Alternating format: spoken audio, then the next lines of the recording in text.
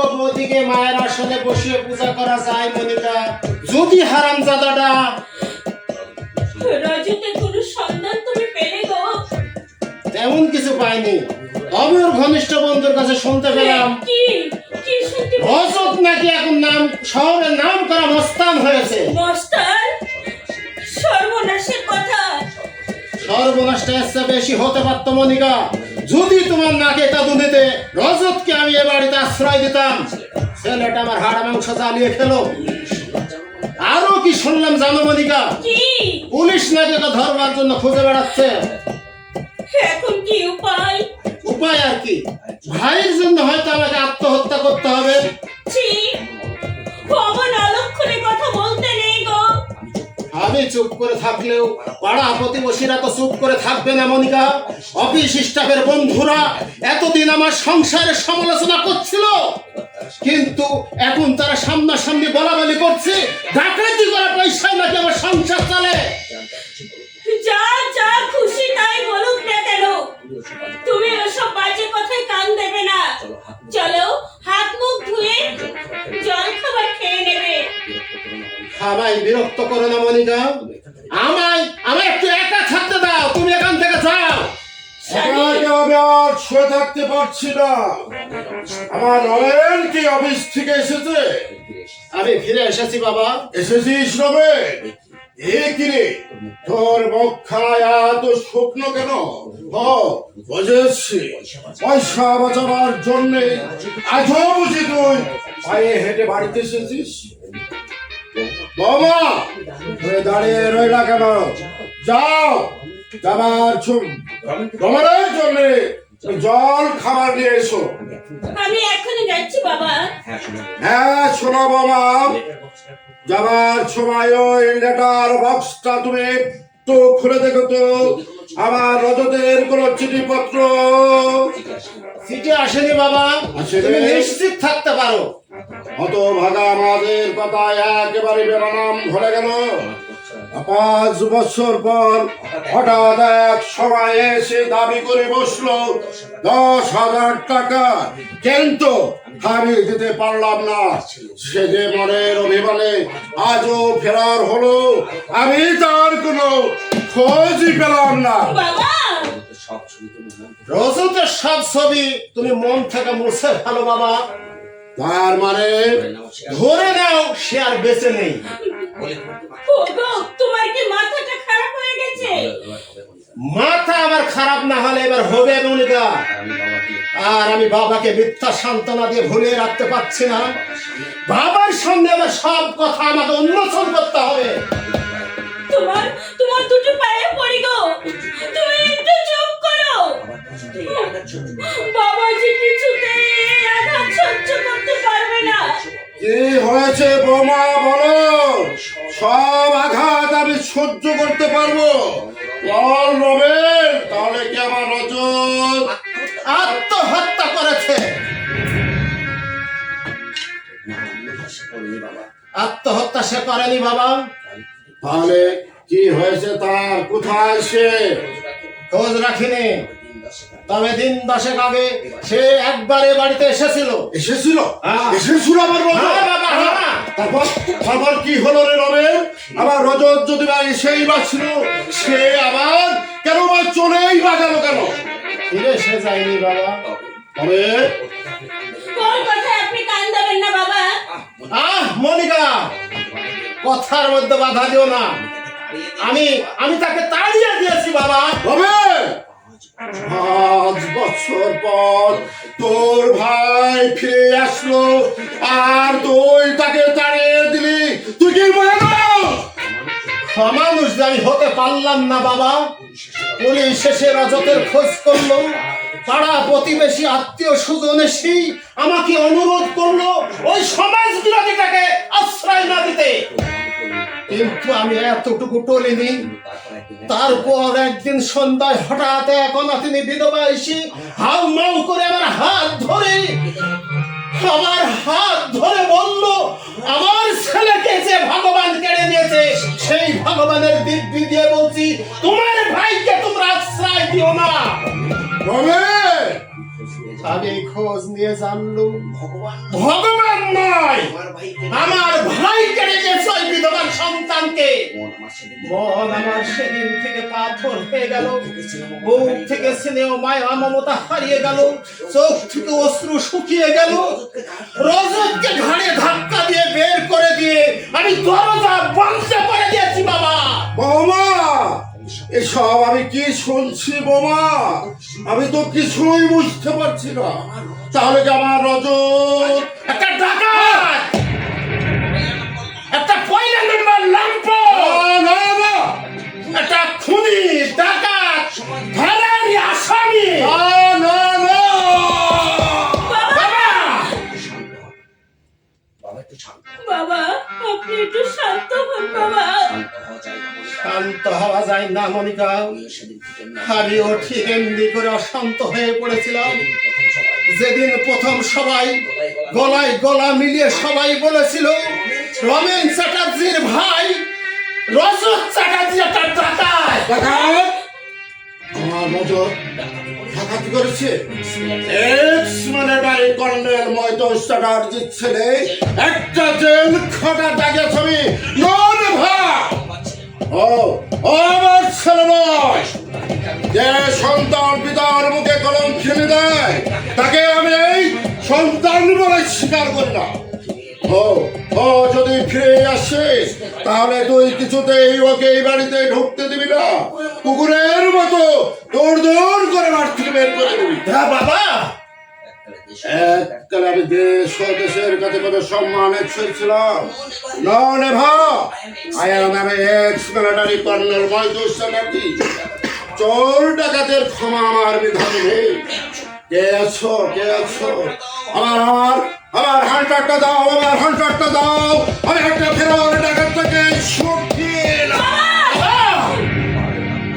পারলাম না পারলাম না পারলাম না। আমি আজ মধ্যহীন বন্ধু, শরীরটা আবার অধঃপতনে হয়ে গেছে। তাই সব অপমান ভাই মাথা বেঁধে নিতে হচ্ছে। বাবা হ্যাঁ বাবা, বাবা বাবাকে তুমি কথাগুলো বলতে গেলে কেন? প্লিজ মনিকা, প্লিজ তুমি চুপ করো। হ্যাঁ, আমাকে একটা শান্তিতে থাকতে দাও। হ্যাঁ, না না না, এখানে হবে না। এই উত্তপ্ত পরিবেশের মধ্যে আমার দম বন্ধ হয়ে আসছে। আমি আমার নিঃশ্বাস নিতে কষ্ট হচ্ছে, আমার নিঃশ্বাস নিতে কষ্ট হচ্ছে। এবার বেশ আমি বুঝতে পারছি নিজের ভুলের জন্য এই সোনার সংসারটা ছারখার হয়ে গেল। যাবে না বৌদি, কেউ যাবে না। আপনি যদি আমার উপরে বিশ্বাস রাখেন আমি আবার নিশ্চয় ফিরে আনবো ওই রজতটাকে। কি ব্যাপার ঠাকুরপো, ওই হতভাগার সঙ্গে তোমার দেখা হয়েছে? অতি কষ্টে বৌদি। কোথায়? না না, সে কথা আমাকে জিজ্ঞাসা করবেন না বৌদি। আর সে কোথায় আছে তা যদি আপনি শুনেন তাহলে আপনার মনের মালঞ্চ শুকিয়ে যাবে বৌদি। আর একটা একটা করে কমলার পুষ্প বিন্দু থেকে খসে পড়বে। অসৎ পথে অসৎ ঠাকুরপো। শুধু এইটুকু জানুন, আচ্ছা আপনাদের সঙ্গে দেখা করতে আসবে। এত অপমান সয়েও রজত নিশ্চয় আসবে বৌদি। আপনারা তার আপনজন হয়ে চিনতে পারেননি, কিন্তু এক পাড়ে বাস করে আমি তাকে ঠিকই চিনি বৌদি।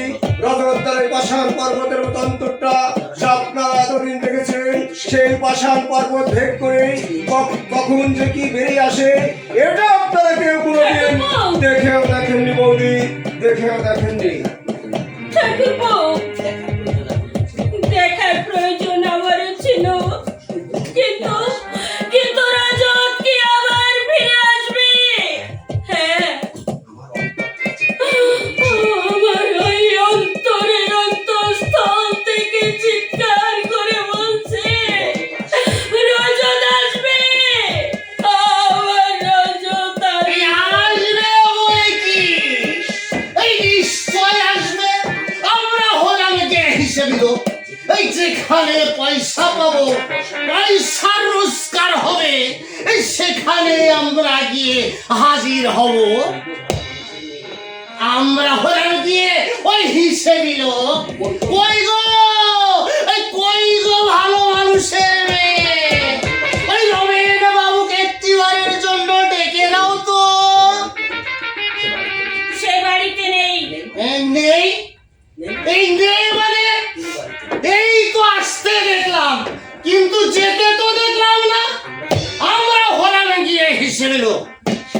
এখনো ওই 60 বছর বয়সে একেবারে জোয়ানের মতো দেখতে পায়। অমন করে চারিদিকে কি দেখছেন? ওই দেখছি ওই রমেন বাবুকে। চৌকির তলায় লুকিয়ে আছে কিনা? ওই আমরা হলাম গিয়ে হিসেবে লোক। অনেক সাধু পুরুষ আছে, ওই পাওনাদার এলে চোখের নিচে লুকিয়ে থাকে আর বউকে শিখিয়ে রাখে, কোনো গিয়ে বাড়িতে নেই। কিন্তু আমার স্বামী সে প্রকৃতির মানুষ নয়। তাকে আপনি চেনেন না? জানি, খুব জানি। আসলে আমার টাকাগুলো মেরে দেওয়ার ধান্দা। আপনার মতো ছোট মন আমাদের নয়। আরো দিন কতক সময় দিন, আপনার সম্পূর্ণ টাকা আমরা পরিশোধ করে দেব। ঠিক, ওই যত বড় মুখ নয়, ওই তত বড় কথা। আমরা হলাম গিয়ে হিসেবে লোক। টাকা ধার দিয়ে চাইতে এসে এত বড় অপমান, আর বলি দেবে কোথার থেকে? এক বাবু তো ওই 3 পয়সার কেরানি, আর আরেক বাবু ওই নাম করা ডাকাত। ওই যতক্ষণে মোটা অঙ্কের ডাকাতি করতে পারবে তবে আমার টাকা দেবে। না, পেয়েছি। এতদিন যখন সহ্য করেছি আর সহ্য করবো না। সহ্য করে কি করবেন জয়কৃষ্ণবাবু? এই সেরেছে রে বাবু, যেখানে বাঘের ভয় সেখানেই সন্ধে হয়। বলুন কি করবেন? এবারে আমাকে ছেড়ে দাও, লাগছে তো। কি হলো? বলিদানের পাশার মতো কাঁপছেন কেন? কাব্য কেন? হ্যাঁ কাব্য কেন? আমার আবার একবার রোগ আছে, ছেড়ে দাও। একবার হাফের টান এসে গেলে একেবারে ডাক্তার ডাকিয়ে ছাড়বো। ছেড়ে দাও। ওকে ছেড়ে দাও ঠাকুরপো। যান, বৌদির অনুগ্রহ বেঁচে গেলেন। আমরা হলাম কে হিসেবে লোক? এমন হিসেবে কাজ কারবার করো কেন আপু? চুপ করুন। বলুন কত টাকা পাবেন? 500 টাকা বাবাজি, পড় করে 500 টাকা। সে কি? ওর তো আপনার কাছ থেকে মাত্র 400 টাকা নিয়েছিল। আমরা হলাম গিয়ে হিসেবে লোক। এই খাতাটা দেখো, এখানে পাই টু পাই লেখা আছে। এই আসল 400 টাকা, শতকরা 25 টাকা মাসিক সুদ সমতে 4/25 100 টাকা। এই মোট হলো গিয়া ওই 500 টাকা বাবাজি, 500 টাকা। এই খাতাটা দেখো, এইখানে সব লেখা আছে। কথায় বলে ওই হিসেবের পরি ওই বাগেও খায় না। এই নিন আপনার টাকা।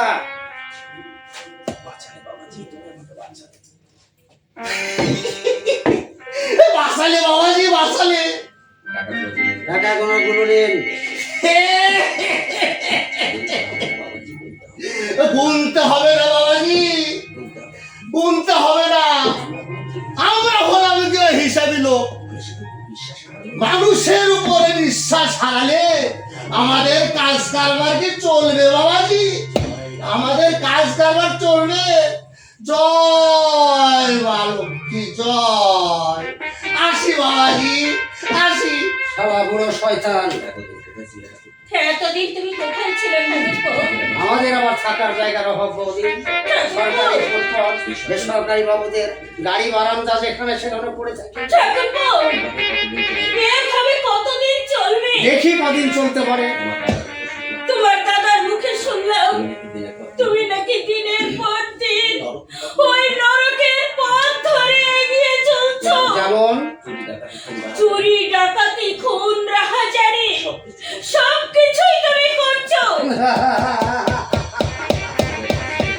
বাদের বিচারে যেটা নর বৌদি সেটা আমার কাছে স্বর্গ। ঠাকুরপো, এমএসসি পাস রজত চ্যাটার্জি আজ একটা বিশ্বের কাছে জেল খাটা জাগিয়ে আসা চাকরি করে যখন সৎ উপায় আমার কাছে কোনো পথ খোলা নেই, তাই বলে আমার পেট তো বলবে না বৌদি, যে কোনো উপায় হোক খেতে তবে হবি। অন্য উপায়ে কি পেট ভরানো যায় না ঠাকুরপো? যাই বৌদি যাই, কিন্তু সাথে আমার কুলায় না, ঠাকুরপো, কারণ তোমরাই তো আমার প্রধান শত্রু। যদি মিথ্যা এক গাদা লেখা পড়ায় না শেখাতে, তাহলে মুঠি বইতে রিক্সা টানতে তোমার ঠাকুরপো, মুঠি বইতে গেলে রিক্সা টানতে গেলে অমনি আমার শিক্ষা দীক্ষা আমার কণ্ঠনালী চেপে ধরে। চাকরি চাইতে গেলে অফিসের টেবিল চেয়ার পর্যন্ত দাঁত মুখ খিচে চিৎকার করে বলে ওঠে, খেতে খায় হিম্মত আছে, খেতে খায়। তাহলে বলতে পারো বৌদি, আমি কোথায় যাব, কি খাবো, কে দেবে আমার এতটুকু আশ্রয়? আমি যেমন করে এতদিন তোমাকে বুকের মাঝে আগলে রেখেছি ঠাকুরপো, তেমনি করে আবার তোমাকে আগলে রাখবো ঠাকুরপো। আমরা যদি দুমুঠো খেতে পাই, তুমিও পাবে। কিন্তু আমার দাদা, যেমন করে হোক তোমার দাদাকে আমি মত করাবো, প্রয়োজন হলে আমি তার পায়ে ধরে কথা বলবো। না বৌদি না, না। আমার জন্য তুমি এইভাবে ছোট হয়ে যাবে এ আমি দেখতে পারবো না বৌদি, আমি দেখতে পারবো না। শৈশবে শৈশবে আমি আমার মাকে হারিয়েছি, তুমি স্বভাব পূরণ করেছো আমার মায়ের স্থান অধিকার করে। একটা তুচ্ছ কারণে মা ছোট হয়ে যাবে, এটা কোনো সংসার চলছে না।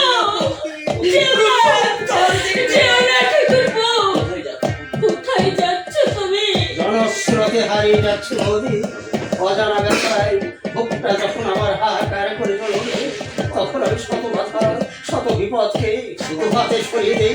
ঝড় ঝঙ্কার অপেক্ষা করে আমি যত উচ্চ ভাতের খেয়ে নিঃশ্বাসের করে দেই। খুব খাস বলতে আর মিলে শুধারবো, তবে কোনো মনের আকর্ষণে নয়।